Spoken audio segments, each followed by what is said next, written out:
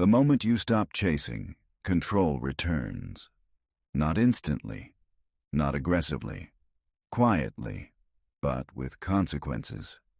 Most men never reach this point. They stay stuck in motion, chasing responses, chasing validation, chasing outcomes. They believe effort creates authority. They believe if they explain more, try harder, adjust faster, they'll gain control. They're wrong. Effort without leverage doesn't create respect. It creates dependence. Chasing always puts you in a weaker position, not because desire is wrong, but because need is always visible. You don't have to admit it. You don't have to say it out loud. Your behavior announces it for you. Extra messages when silence would do. Unnecessary explanations no one asked for. Trying to fix how others see you. Waiting, checking, reacting. People sense this immediately. Before logic, before words. And when need is felt, the balance quietly shifts away from you. This is the uncomfortable truth most men avoid. The one who needs less always controls more. Not sometimes, always. Control isn't loud. It doesn't announce itself. It doesn't rush. Control is position. The man who chases approval is already negotiating from below. The man who can walk away doesn't need to negotiate at all. You've seen this pattern in real life. The person who replies slower sets the rhythm of the interaction. The person who doesn't rush decisions forces others to adapt. The person who doesn't chase attention becomes the one people watch, not because he demands authority, but because his behavior signals something rare. He is not attached to the outcome. When you stop chasing, you stop leaking urgency. You stop trying to lock things in. You stop forcing comfort where tension should exist. And without saying a single word, you step out of the weaker position. Nothing dramatic happens, no confrontation, no announcement. But something changes. People feel less pressure from you. They slow down around you. They start measuring their words more carefully. That's the beginning. Not of dominance, not of control through force, but of control through non-need. And once that shift begins, it doesn't need maintenance. It sustains itself. Pressure reveals more than words ever will. It strips behavior down to instinct. This is where most men lose control, not in big decisions, but in small reactions. A message arrives. A comment hits a nerve. Someone questions their position, and they react. Fast responses feel powerful in the moment. They feel decisive, but in reality, speed often signals emotional dependency. When you react immediately, you tell the world something important. I'm being moved. Control never lives there. Strong men understand a simple rule. Control lives in pause. A pause before replying. A pause before explaining. A pause before defending a decision. This pause isn't hesitation. It's restraint. Restraint tells people you're not rushed by their emotions, their pressure, or their expectations. Most men fill silence because silence feels uncomfortable. They explain to relieve tension.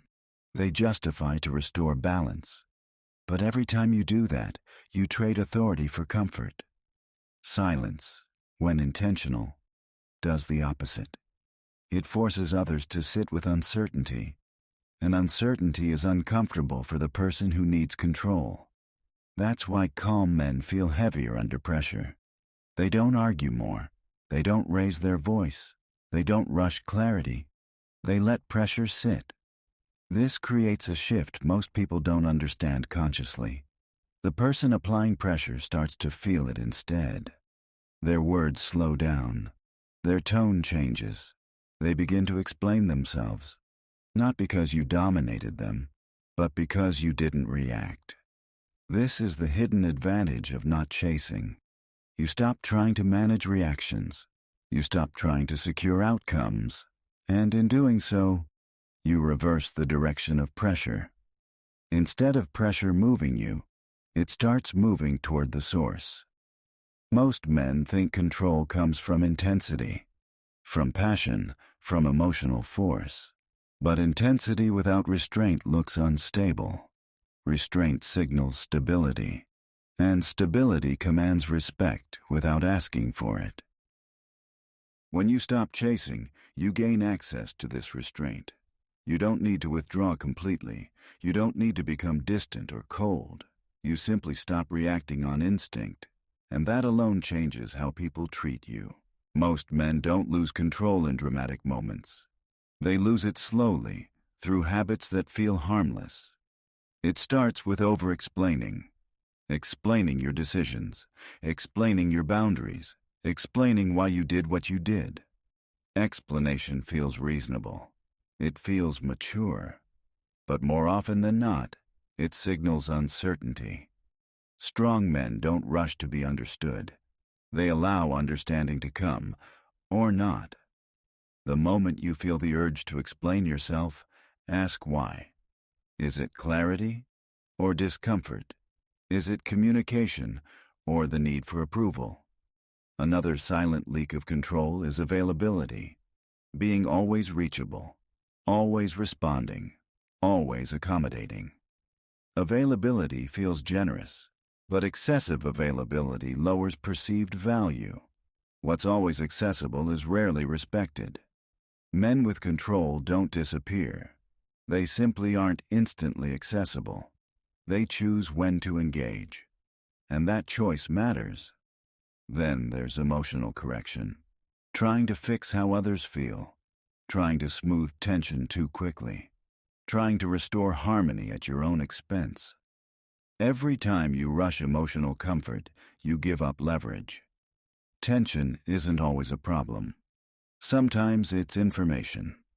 Strong men let tension exist long enough to see what it reveals. Another common mistake: reacting to disrespect instead of observing it. Weak reactions escalate. Strong reactions wait.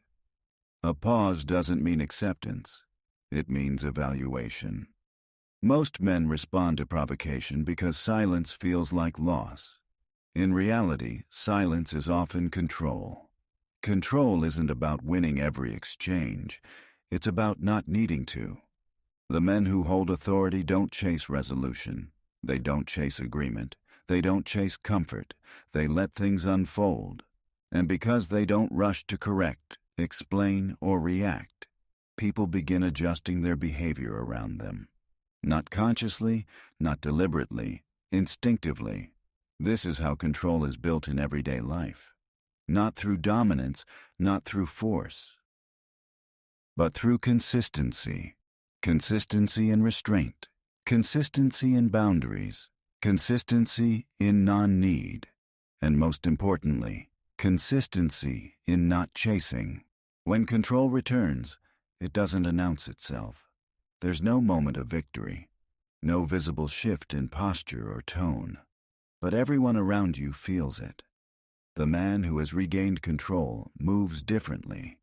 He speaks less, but every word carries weight. He doesn't rush to fill silence. He lets pauses exist, not as a tactic, but because he no longer fears them. He doesn't chase reactions. If someone misunderstands him, he allows it. If someone disagrees, he doesn't rush to correct them.